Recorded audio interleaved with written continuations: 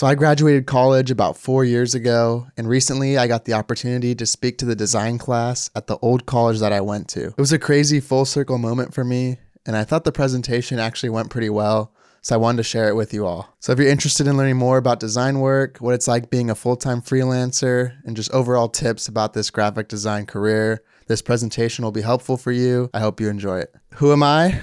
Jesse Nyberg. I am a freelance graphic designer and content creator from Los Angeles. A lot of my work these days focuses a lot on typography and layout and texture and kind of mixing some of the stuff that I like from kind of the DIY hardcore and punk scene with some of the Swiss design, nice type, nice grids, locked up, all that kind of stuff, and kind of blending it together to help create kind of something anew, taking from two different types of inspiration. This is what I'm doing on most days. It's anything from poster design, album art, branding, content stuff, editing videos, social media, accounting, and emails, more than I would like usually. So I want to show you a few things before I get into a little bit more about the kind of story and what got me to where I'm at now. So here are some one-off graphics, anything from personal work, album art, posters, social stuff. This is kind of some of the stuff I've been doing lately that mixes a lot of hand-cut collage, hand texturing with type and printed techniques and stuff. Playlist album art that I created with my friend, and then some just personal kind of concept work for the great Herbie Hancock, and just some more stuff in that vein. I like my work to kind of feel a little bit more gritty and textured and encompass some of the,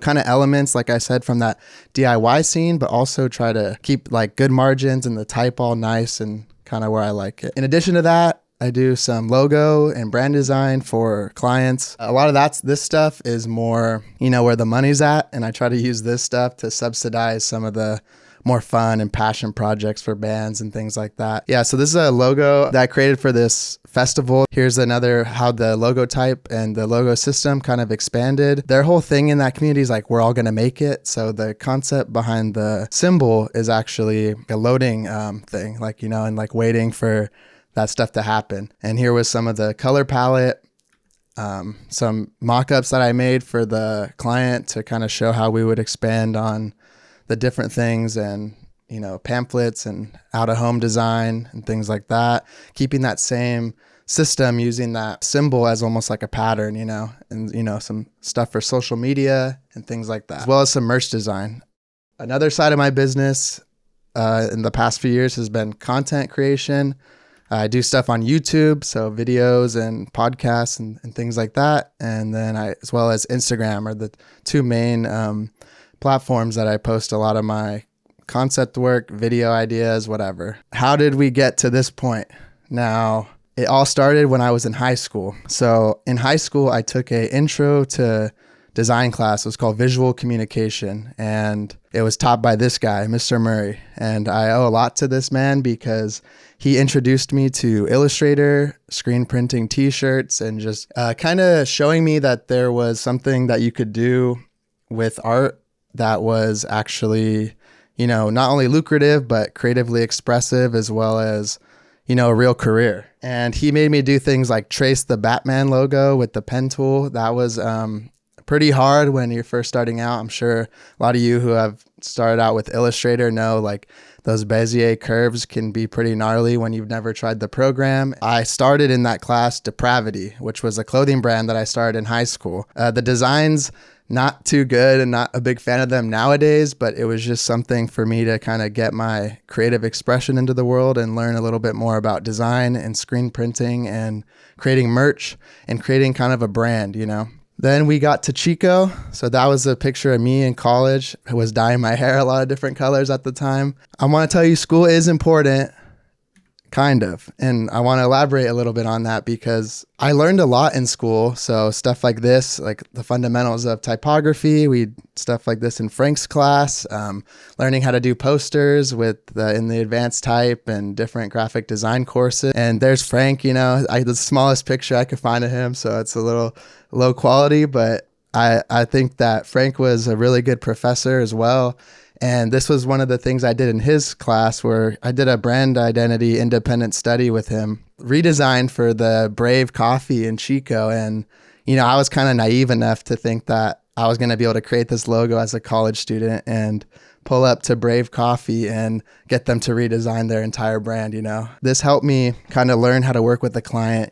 Frank kind of acted as a client in that sense, giving me revisions, helping me develop out the brand and the logo type and expanding on it and stuff. Then obviously we have the publication design class. One of the most rewarding projects I did at the school and is equally most frustrating.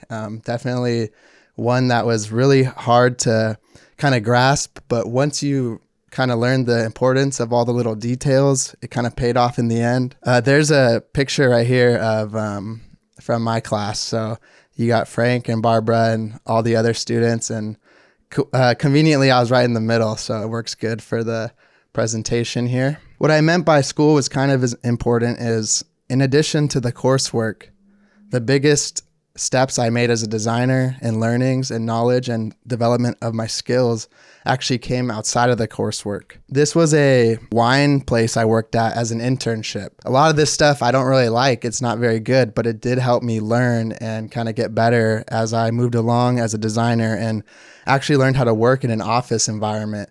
And they let me experiment with posters for the different weekly wine tastings they did and stuff like that. And it's important to do stuff outside of just the classwork if you want to progress, and not only in your soft skills and your design skills as well. And I also did an internship at Chico. It was in Kendall Hall. I forget what the department was now, but basically we did a lot of flyers for the different events and stuff around the school. And the creative directors were really cool because they let me, this is when I was big on my like Swiss design type stuff, and they were really kind of good at letting me experiment and do things like this for the different events and branch out. And that was very helpful. In addition, I did some client work when I was in college, which it's not very good, but I was grateful that I was putting myself out there, like some pretty bad logos that I was working on at the time, and me trying to start to get into my personal work exploration and trying to figure out a style and just really experiment and not be afraid of kind of failing. This was a poster I posted on Instagram way back in college, and it was one of the first things that I kind of felt like was the nugget of some of the style that I like to work in today. And it was something that I really started to gravitate towards, and I liked this kind of feel and look. I was posting all this stuff online and stuff at the same time too, not because it was good or because I was the most proud of it, but because it was helpful to get feedback and get that feeling of putting your work out into the world and get over the fear of creating, whether you're putting out work to clients or for yourself or to an audience or whatever online. I think it's helpful to get into the habit of putting that stuff out there and having that feedback loop, and it not just being a solitary act of design constantly just by yourself. Okay, and then I graduated, and there's the picture.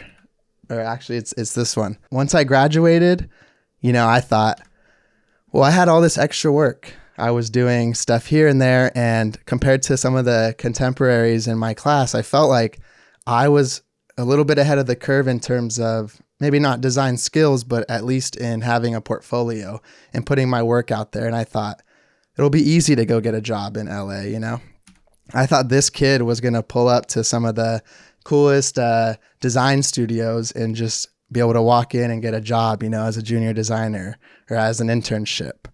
But that did not go exactly how I had planned. And this isn't to discourage you, but it's to show you that you have to put in the extra effort to really kind of get into this industry sometimes. And I applied to hundreds of jobs. So I had this spreadsheet on my Mac. So I applied to all these jobs. I applied to all these jobs. I applied to all these jobs, and on and on and on. And, don't get me wrong, I was shooting high. I was going for all the studios and stuff, but I tried not to get discouraged, and I kept doing that. And then I finally got hired at this place called RDC, which was an internship that I did at an architecture firm. And I didn't do anything too exciting there, mostly stuff for their website or sustainability kind of infographics and things like that. But it did teach me even more, like I was talking about at the wine place, how to work in an office environment. And it taught me, if anything, that I didn't necessarily like it too much. After that, I left that place because I didn't want to commute anymore. I was commuting to Long Beach. It took me like an hour and a half each way, and it was pretty draining. So I started to apply to lots of jobs again. And then I got a job at this place called Canyon Design Group, which is a entertainment design agency in Hollywood that creates key art, like movie posters and things for some of the bigger streamers like HBO and Netflix. And this job really taught me like the agency kind of life and like how many iterations and versions and stuff you have to do when you work at these places. And it's a lot of times when you're lower there too. I was a junior, you're just working and times I would stay there till like 10 p.m. and it was pretty hectic. And I would work on concepts like this for these kind of shows, and we would do hundreds of them before we even pitched them to the client. So it was definitely a grind, but I did learn a lot at this place. And I'd work on some title treatments like this, which were essentially logos for the shows or movies. A lot of the times though, I was just masking out characters for the senior art directors to create the comps or color grading stuff and simple things like that, which was easy, but not very creatively fulfilling. And like I said, some days we'd work past 10 p.m. and had to come back in right in the morning. I started to realize not only were me and the other younger people there working that late, but so were the art directors and the creative directors. And it kind of made me realize if I stay in this, I may get to that point, but that's not something that I really value. I don't want to be, I get to work on these big, cool projects, but I don't want my entire life to be just about work. I wanted a little bit more balance. While I worked there, I was also continuing to experiment on my personal projects.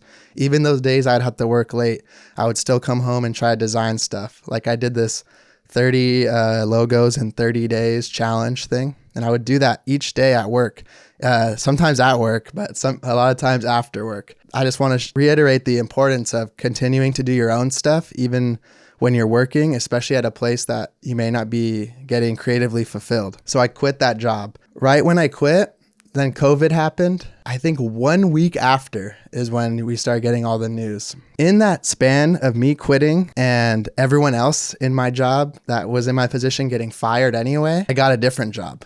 And it was probably my best job yet. And sometimes I feel like I can be generally pretty pessimistic and I don't think that things just work out how they should. But in my case, this time it did. If I didn't quit that job, I wouldn't have got this other job because this other job wouldn't have been hiring when everyone else got fired. So I got this job at Art of Sport, which was this body care company for athletes who was co-founded by Kobe. And you see, if you remember in the pandemic, when it first started was around the same time the late Kobe Bryant actually passed away. So this was a pretty tumultuous time I was coming into this company, I got this job as a brand designer, not just a junior. I was the sole brand designer of this company. I somehow got recommended by an agency I applied to in one of those lists of hundreds of jobs for this position. And it was a position that was supposed to be 6 years experience, which obviously I did not have. I got to work on things like this, the packaging and photo shoots and art direction. And this is kind of the feel of the brand.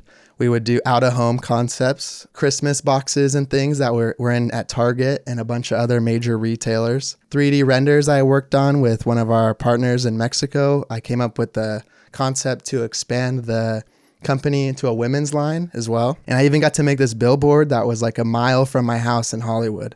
And this was a pretty cool moment. I was out there like taking a picture with it like that and stuff, posting it on Instagram. And, other little things, email graphics, things like that. Art direction for photo shoots. I got to work with different models and different athletes. We worked with James Harden and Ryan Sheckler and people like that. And most importantly though, this job prepared me for my future career as a freelancer and taught me how to be a professional designer. Being a designer isn't just about being a designer.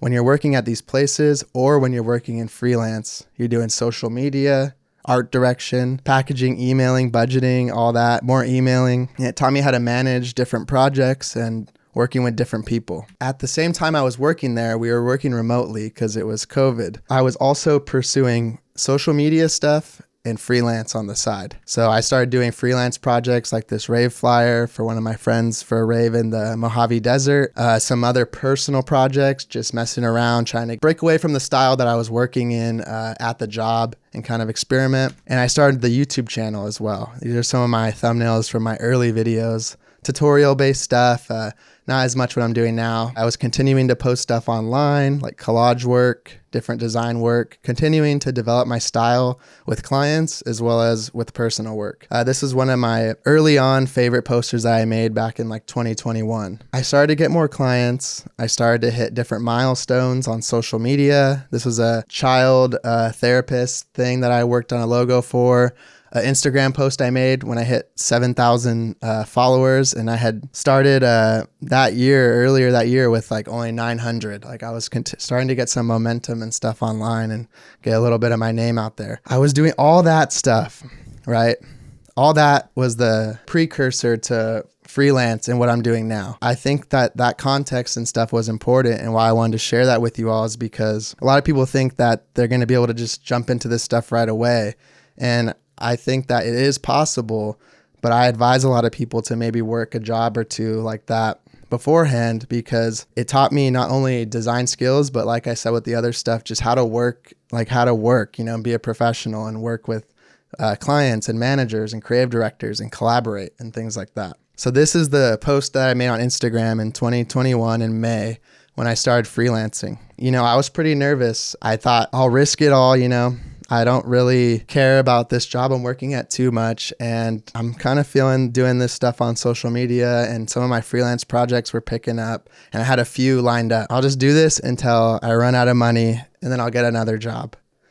And now I still haven't run out of money, so we're all good, and we're continuing to keep it moving. This was some personal projects I was also doing at the time for a series where I redesigned my favorite punk albums in the style of Blue Note Records, like the Reed Miles jazz style. Starting to continue to do more stuff over on YouTube and expand that brand a little bit, as well as I started a podcast where I interviewed a bunch of designers. And I don't do this anymore, but there's like 100 episodes. So if there's any designers you like, they may be on there. I made a lot of connections this way and got to interview a lot of super talented people. Some of my friends, you may know a few of these people, and that was a cool experience as well. Not only to just get to sit down and chat for an hour and pick their brain and learn new things, but also to just make connections and have that sense of community and camaraderie in a time where we were all just working from home and stuff. So here's one of my first client projects I did as a freelancer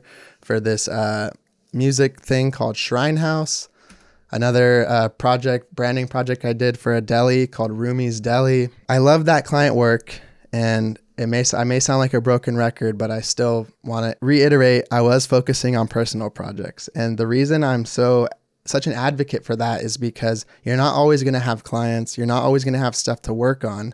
And I think you have to channel a little bit of the artist side of being a designer in this sense and just create stuff for yourself or create fake work or whatever. I was doing this Blues Legends series on Instagram where I redesigned some of my favorite blues artists and albums into like a poster version. I did like 20 of these, experimenting with some of the other stuff that I like hand-cut collage on this series where I combined Thrasher magazines with this old New York bartender's guidebook with some of the most popular drinks and most popular skaters. Freelancing overall is one of the best things I've ever done, and I'm very grateful for it, but you have to be disciplined. It's really hard to do this stuff every day without someone telling you to do it. And I think you need to have that little bit of that self-starter mentality and be able to want to do it, not just have to do it. So these are some of the things that you'll deal with as a freelancer. You'll be designing first and foremost, but a lot of that is just the start of it. I don't have a lot of photos and stuff for these next few slides, but here's a little tip for each of these things listed. So designing, when you're in this mode, don't worry about the emailing. Don't worry about all that other stuff. Focus on the creative. That other stuff matters, but try to separate it. I try not to do a lot of context switching. On a day I'm doing designing, I'm designing. On a day I'm doing social media stuff, I'm doing that. For me, at least, it doesn't work for my brain to switch back and forth on all these different tasks. It's good to have singular focus. These books really helped me when I first started out as a freelancer. Rest, Deep Work, as well as this book I read recently by Rick Rubin. Just, I think, great recommendation for any creative, not just designers. For budgeting, No Lifestyle Inflation. The reason I've been able to live so comfortably as a freelancer is I do not increase my expenses every time my income increases. If you're making $5K a month, you may only make $3K the next month or $10K the next month, whatever.